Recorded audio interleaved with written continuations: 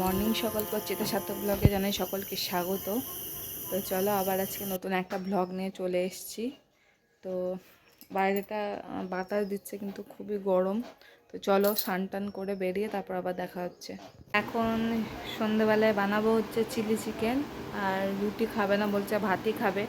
তো সকালবেলা দুপুরবেলার জন্য চিকেন বানিয়েছিলাম, তো চিকেনের পাতলা করে ঝোল আর ভাত আর চাটনি, আমের চাটনি, মুসুরির ডাল আর আলু দিয়ে, তারপরে সজনের ডাঁটা দিয়ে, বড়ি দিয়ে একটা তরকারি, এসব হয়েছে দুপুরে। আর রাত্রেবেলা এখন চিলি চিকেন হবে।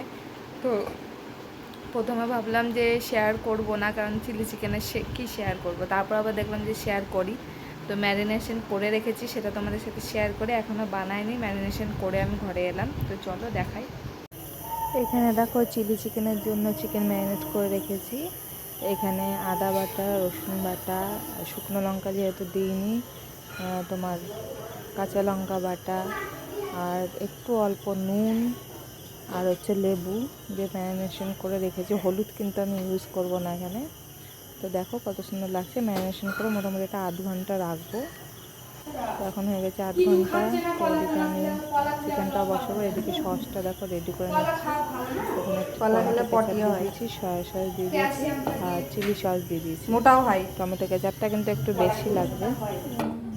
তো সসটা মোটামুটি এর মধ্যে একটু জল দিয়ে আমি যদিও সসটা তৈরি করে রাখবো, কারণ যখন আমি পেঁয়াজ টেঁয়াজগুলো ভাজবো তখন সসটা দিতে হবে, নাহলে আবার সস তৈরি করতে যাবো তখন আবার পেঁয়াজটা লেগে যাবে। দেখো সসটার কালারটা কি ব্যাপক এসছে না, দারুণ লাগছে কালারটা। জানি না কেমন হবে, ফার্স্ট টাইম বানাচ্ছি আজকে চিলি চিকেন। তো তোমরা দেখো অবশ্যই বলবে যে কেমন হয়েছে। এখানে দেখো সসটা দেখে একদম হচ্ছে কালারটা এত দারুণ না। কড়াইয়ে দেখো তেলটা গরম হয়ে গেছে, এবার আমি চিকেনগুলোকে ভেজে নেবো। ও আর একটা কথা হচ্ছে, যেটা আমি বলতে ভুলেই গেছি, এখানে কিন্তু আমি কর্নফ্লাওয়ার দিয়েছি, কর্নফ্লাওয়ার দিয়ে মাখিয়ে রেখেছি, আর একটা ডিম দিয়েছি। একটা ডিম আর কর্নফ্লাওয়ার দিয়ে মাখিয়ে, মানে কর্নফ্লাওয়ার, ডিম, সব কিছু, আদা রসুন কাঁচা লঙ্কা লেবু সব কিছু আর একটু নুন মাখিয়ে রেখেছি। এবার একটা একটা করে আমি চিকেনগুলোকে পুরো ভেজে নেবো। 8 ঘন্টা রেখে দেবে, তাহলে মোটামুটি চিকেনটা মানে সেদ্ধ হয়ে যাবে। আর মিডিয়াম আঁচে কিন্তু ভাজতে হবে, নাহলে লেগে যাবে। সব চিকেন একবারে দিবে না, অল্প করে দিবে। সব চিকেন একবারে দিলে কিন্তু গায়ে গায়ে লেগে যাবে, খেতে কিন্তু এতটা ভালো লাগবে না। তো দেখতে পাচ্ছি আমি একটা একটা করে দিচ্ছি তেলের মধ্যে। তো এক পিঠ যখন ব্রাউন হয়ে যাবে তখন আমি আর এক পিঠ উল্টে দেবো। তো চলো করি, জানি না কেমন হবে, ভয়ও লাগছে। ওদিকে কিন্তু ভাত হচ্ছে, সাধারণ রুটিও হয়েছে। যারা যারা রুটি খাবে তারা তারা রুটি খাবে, আর যারা রুটি খাবে না তারা ভাত খাবে। তো যাই হোক, চলো এবার ভেজে নিই ফটফট করে।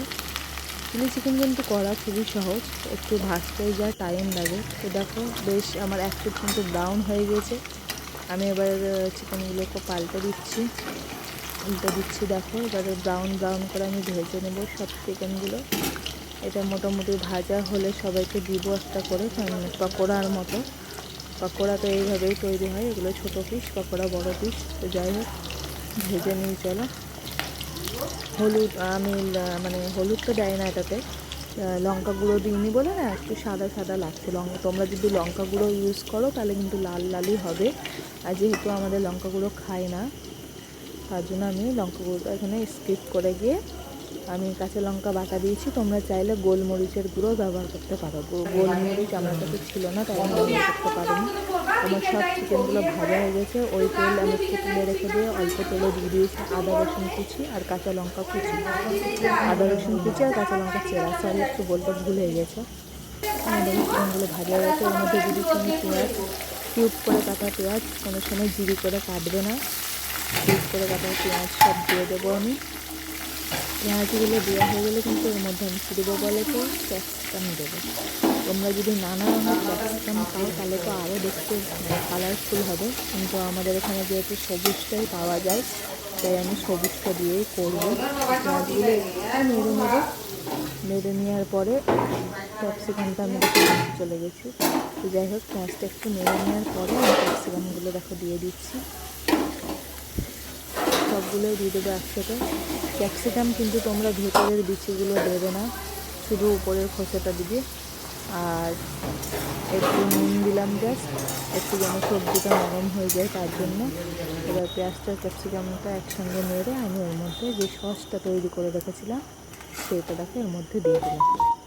সসটা তৈরি করে রেখে সসটা দিয়ে দিলাম, যে একটু নাড়াচাড়া করছে। এর মধ্যে আমি চিকেন পকোড়াগুলোকে দিয়ে দিলাম। এবার দেখো এটাকে আবার একটু নাড়াচাড়া করব, মানে পকোড়ার মধ্যে যেন গ্রেভিগুলো ঠিকঠাক ঢুকে যায় ভালোভাবে, তবেই খেতে টেস্টি লাগবে। দেখো দারুণ কিন্তু মাখো মাখো একটা ব্যাপার, মানে একদম চিলি চিকেনের মতনই কিন্তু দেখো লাগছে। এই চিকেনটা খেয়ে কিন্তু সবাই নাম করেছে, সবাই বলেছে কিন্তু রেস্টুরেন্টের মতো হয়েছে। আমি তো ভাবিনি যে আমি প্রথমবারে এত সুন্দর করব। এখানে দেখো একটু গরম মশলা, গোটা গরম মশলা কিন্তু আমি এখানে ইউজ করেছি, একটুখানি লাস্টে জাস্ট দিয়ে দিলাম। গোটা গরম মশলা দিলে সেন্টটা খুব ভালো আসবে। তো যখন এইভাবে কষবে তখন একটু ঢাকা দিয়ে দিয়ে কষবে, বেশি না 2 থেকে 4 মিনিট ঢাকা দিলেই হবে। তাহলেই পেঁয়াজটা আর ক্যাপসিকামটা নরম হয়ে যাবে, সেদ্ধ হয়ে যাবে। তো দেখো কত সুন্দর লাগছে। আমার কিন্তু পেঁয়াজটা দেখতে পাচ্ছি তো একদম সেদ্ধ হয়ে গেছে, একদম কিন্তু 100% কুক হলে কিন্তু সব গলে যাবে, 100% কুক না, দেখো 70% কুক হলেই হবে। তো দারুণ লাগছে দেখো দেখতে। এই যে দেখো এখানে দেখো খাওয়া দাওয়া কমপ্লিট। এখন আমি দেখছি টিভি দেখতে দেখতে ঘুমাবো। অনেকটা রাত হয়ে গেছে, গল্প করছিলাম আমার ননদের সাথে, গল্প করে এখন টিভি দেখতে বসেছি। একটু টিভি দেখতে দেখতে দেখো বিছানাপাতিগুলো করছি। বিছানাপাতি করে এবার শুয়ে পড়বো, রাত হয়ে গেছে, আবার সকাল সকালে উঠতে হবে। আমার টিভি দেখা মানে রাতে কিন্তু আমি গানই শুনি। তখন দেখো 10:10 বাজছে, সরি 10:10 বাজছে। তো গুড নাইট, ভালো লেগে থাকলে সাবস্ক্রাইব